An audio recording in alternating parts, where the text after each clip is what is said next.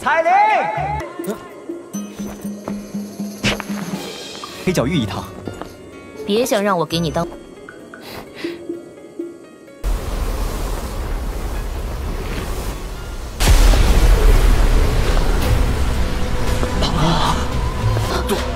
杜宗，这个女人，她怎么会出现在这儿？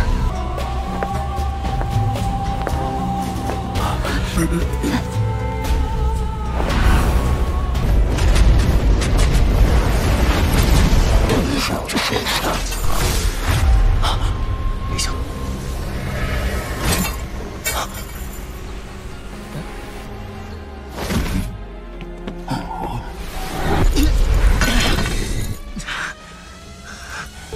又要救我，又对我这么不客气，这要是这家伙突然出现，韩风这个混蛋现在恶心的。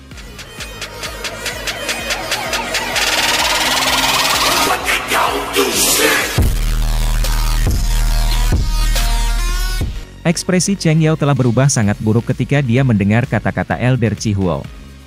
Namun, karena status pihak lain, dia hanya bisa mengepalkan tinjunya dengan kuat terlepas dari betapa tidak puasnya dia. Dia dengan ganas melirik Liu Qing. Matanya dipenuhi kemarahan. Meskipun Cheng Yao tahu bahwa situasi telah berbalik karena penampilan Xiao Yan, dia benar-benar mengalami kesulitan membentuk kebencian terhadap seorang alkemis tingkat 7. Dibandingkan dengan ekspresi jelek Cheng Yao, wajah Liu Qing ditutupi dengan sukacita. Dia menangkupkan tangannya ke arah Elder Chihuo saat dia tersenyum dan berkata, "Terima kasih banyak, Elder Chihuo." Elder Chihuo tersenyum dan melambaikan tangannya. Matanya mendarat di Xiao Yan di samping Liu Qing. Dia dengan cepat melangkah ke depan, menangkupkan tangan, dan tersenyum ketika dia berkata dengan sopan, "Keke, bolehkah aku menanyakan tentang nama teman muda?" Yan Xiao. Xiao Yan tersenyum dan menangkupkan tangannya ke arah Elder Chihuo. Teman muda Yan Xiao sudah memiliki pencapaian seperti itu di usianya. Ini benar-benar tidak bisa dipercaya. Bolehkah aku tahu orang hebat mana yang merupakan guru teman muda? Elder Chihuo tertawa. Kepala lembah dari lembah api terbakar juga seorang alkemis? Xiao Yan tiba-tiba teringat sesuatu dan bertanya dengan sedikit terkejut. Sebagian besar waktu, penyempurnaan pil bergantung pada kekuatan sendiri. Bagaimana bisa bantuan orang luar berpengaruh? Elder Chihuo menatap Xiao Yan dengan terkejut ketika dia mendengar ini. Kepala lembah-lembah api yang terbakar bukanlah seorang alkemis. Meskipun dia sangat tertarik pada alkemis, dia tidak dapat menjadi salah satu karena dia tidak memenuhi semua persyaratan. Namun, dia juga orang yang memiliki kemampuan luar biasa. Dengan kemampuannya untuk mengendalikan api, dia mampu mengendalikan api surgawi Tusaring beberapa pil obat. Namun tingkat pil ini tidak terlalu tinggi. Jika dia ingin memperbaiki pil obat tingkat tinggi, dia akan membutuhkan alkemis lain untuk membantunya. Liu Qing di samping mendekati Xiao Yan dan dengan lembut menjelaskan. Xiao Yan tanpa sadar terkejut ketika dia mendengar kata-kata ini. Dia segera mengklik lidahnya. Seseorang yang bukan alkemis mampu memperbaiki pil obat? Kepala lembah Burning Flame Valley ini benar-benar luar biasa. Ini adalah pertama kalinya Xiao Yan mendengar hal semacam itu selama bertahun-tahun ini. Ini akan cukup jika dia bisa mendapatkan versi lengkap dari perubahan misterius Sky Viretary. Lin Yan, kamu harus tinggal di kota Tianhuang selama periode waktu ini. Aku akan kembali setelah aku selesai. Selain itu, Liu Qing, ada sesuatu yang harus aku ganggu. Xiao Yan merenung sejenak sebelum berbicara. Kamu dapat memberitahu aku jika ada sesuatu. Aku bahkan tidak akan cemberut selama aku bisa melakukannya. Liu Qing menepuk dadanya dan berbicara dengan sikap tak terkendali. Bantu aku menyelidiki informasi apapun yang terkait dengan seorang wanita bernama Dokter Peri Kecil di wilayah tengah selama periode waktu ini. Xiao Yan perlahan berkata. Selain itu, bantu aku menyelidiki klan. Ada seorang gadis bernama Xin Lan di dalamnya. Xiao Yan tidak tahu bagaimana Dokter Peri Kecil melakukan setelah terpisah untuk waktu yang lama. Oleh karena itu, Xiao Yan perlu mendapatkan beberapa berita sesegera mungkin. Klan Liu telah berada di wilayah tengah untuk waktu yang lama, kemungkinan bahwa itu kemampuan mereka untuk mengumpulkan informasi lebih baik daripada miliknya. The Burning Flame Valley terletak di Roasting Fire Mountain Range di bagian barat daya wilayah tengah. Pegunungan ini benar-benar terbentuk oleh gunung berapi panas. Secara sekilas, itu adalah warna merah monoton. Beberapa puncak gunung berapi memancarkan asap putih pekat yang melengkung dan naik. Kadang-kadang, akan ada beberapa lava merembes keluar dari mereka. The Roasting Fire Mountain Range memiliki reputasi besar di seluruh wilayah tengah. Tentu saja, bagian dari alasan untuk ini adalah karena Burning Flame Valley terletak di sini. Bagian lain dari alasannya adalah karena lingkungan yang keras dari pegunungan ini. Meskipun lingkungan tidak benar-benar menyenangkan mata, gunung berapi yang tak berujung telah menghasilkan energi afinitas api di tempat ini menjadi luar biasa padat. Berlatih metode Ki Api Afinitas di sini tidak diragukan lagi akan memungkinkan seseorang untuk mendapatkan 2 kali lipat hadiah dengan setengah upaya. Elder Chihuo melambaikan tangannya dengan cara yang tidak peduli. Dia mengayunkan lengan bajunya dan burung besar yang merah menyala di bawah kaki mereka meningkatkan kecepatannya. Segera, itu berubah menjadi cahaya api yang bergegas ke pegunungan terus-menerus. Setelah memasuki Roasting Fire Mountain Range, Xiao Yan akhirnya berhasil mendapatkan pandangan yang jelas. Greenery jarang terlihat di pegunungan ini. Dalam sekejap, sebagian besar tempat ini adalah tanah merah. Bahkan sepetak rumput tidak dapat ditemukan di tanah. Tampaknya lingkungan di tempat ini memang cukup keras. Suhu juga meningkat secara signifikan setelah memasuki Roasting Fire Mountain Range. Namun, suhu itu tidak berarti bagi Xiao Yan atau Elder Chihuo. Oleh karena itu, tidak satupun dari mereka yang terlalu khawatir. Mata Elder Chihuo menyapu pegunungan. Mulutnya segera mengeluarkan peluit. Burung besar berwarna merah menyala itu secara bertahap mengurangi kecepatannya. Sesaat kemudian, perlahan turun dan mendarat di kaki gunung merah terang. Mata Xiao Yan melayang setelah dia melompat turun dari belakang burung itu. Ada 2 gunung berwarna merah terang yang sangat megah di depannya. Kedua gunung besar ini saling bersandar satu sama lain. Sebuah tangga batu berkelok-kelok meringkuk di atas gunung. Mata Xiao Yan berhenti di tempat yang tidak jauh di depan tangga batu. Kejutan langsung melintas matanya. Ruang di sana samar-samar memancarkan riak spasial yang mengejutkan. Jelas, ada ruang tersembunyi di belakangnya. "Keke, teman muda Yan Xiao, ikuti aku." Elder Chihuo tersenyum. Dia memimpin untuk menaiki tangga batu. Xiao Yan mengikuti di belakang saat matanya perlahan menyapu. Hatinya merasakan sedikit kewaspadaan. Sesaat kemudian, langkah kaki mereka berhenti di ujung tangga batu. Hanya setelah berjalan ke poi ini tidak Xiao Yan menyadari bahwa itu ada dinding spasial di sini. Xiao Yan tidak mendengar percakapan pribadi antara orang-orang ini. Dia mengikuti Elder Chihuo dari dekat. Mereka terbang selama beberapa menit sebelum turun secara bertahap. Akhirnya, mereka mendarat di depan aula besar, merah menyala. Ada banyak bangunan di tengah lembah. Cukup banyak murid-murid Burning Flame Valley yang berpakaian merah sedang beringsut di sekitar mereka. Xiao Yan merajut alisnya bahkan lebih. Xiao Yan tanpa daya menggelengkan kepalanya. Pada saat ini, dia tidak bisa hanya berbalik dan pergi. Yang bisa dia lakukan hanyalah menghela nafas dan menganggukkan kepalanya. Bergerak. Setelah pembukaan pintu aula, interior yang sangat megah dan megah di aula muncul di depan garis pandang Xiao Yan. Elder Chihuo bergegas masuk setelah pintu dibuka. Setelah itu, dia membungkuk ke kursi pemimpin dari aula besar dan berkata, "Kepala lembah, Chihuo telah datang untuk melaporkan penyelesaian misi aku. Grandmaster Alchemist yang direkomendasikan kota Tianhuang telah tiba."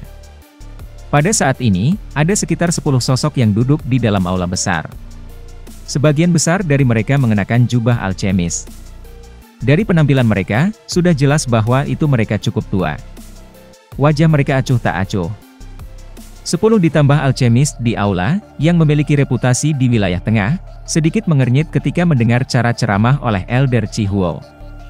Mereka belum pernah mendengar tentang seorang Grandmaster Alchemist bernama Yan Xiao yang muncul di wilayah tengah. Sementara semua orang merasa ragu, sosok kurus perlahan masuk ke aula. Wajah Xiao Yan yang luar biasa muda segera dicetak ke mata semua orang di aula. Setelah itu, keheningan sementara tidak mengejutkan memenuhi aula. Yan Xiao memberi salam kepada kepala lembah. Xiao Yan tidak peduli dengan penampilan yang tidak biasa ini.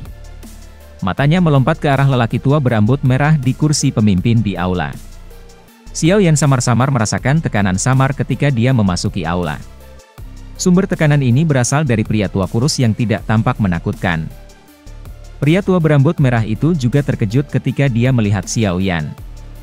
Namun, ia menyembunyikan emosinya dengan sangat baik dan tidak memaparkannya dengan cara apapun. Matanya perlahan menyapu Xiao Yan. Mengikuti ini, kejutan di matanya juga tumbuh menjadi lebih padat. Haha, teman muda terlalu sopan. Aku yang dulu bernama Tang Zhen. Tidak disangka bahwa itu teman muda telah mencapai kelas Do Uzong pada usia yang sangat muda. Bakat ini sangat langka. Berambut merah, lelaki tua itu tertawa. Beberapa seruan segera terdengar di aula besar ketika kata-kata Tang Zhen diucapkan. Grandmaster ahli alkimia yang duduk di tempat ini mengungkapkan ekspresi terkejut saat mereka melihat Xiao Yan. Bakat untuk mencapai kelas Do Uzong di usia muda bisa dianggap luar biasa bahkan di wilayah Central Plains. Wanita berbaju merah di samping Tang Zhen juga menggunakan mata aneh untuk melihat Xiao Yan. Ada sedikit keraguan di matanya. Menjadi orang yang paling luar biasa dari generasi muda di Burning Flame Valley, dia jelas mengerti betapa sulitnya mencapai kelas Do Uzong pada usia seperti itu. Selain itu, hal yang membuatnya merasa tidak percaya adalah bahwa itu usia Xiao Yan tampaknya bahkan lebih muda darinya. Tier 7 Alchemists. Si mata Aoyan menyipit sedikit. Jarinya dengan lembut menyentuh lututnya. Ini harusnya pertama kalinya melihat seorang alkemis tingkat 7 selama bertahun-tahun. Kedua orang ini menikmati reputasi luar biasa di wilayah tengah. Salah satu alasannya adalah bahwa itu mereka memiliki keterampilan alkemis yang sangat hebat sementara yang lain adalah bahwa itu keduanya elders eksternal dari Menara Pil. Bahkan kepala lembah sangat sopan kepada mereka. Elder Chihuo dengan lembut menjelaskan lebih lanjut. Hati Xiao Yan sedikit terguncang. Tetua eksternal dari Menara Pil? Judul ini memang cukup mengejutkan. Haha, karena semua orang telah tiba, aku yang lama akan berbicara sedikit tentang masalah ini. Mata Xiao Yan sedikit menyempit ketika dia melihat sekelompok api berwarna perak. 9 naga petir api adalah peringkat ke-12 pada peringkat surgawi Flame.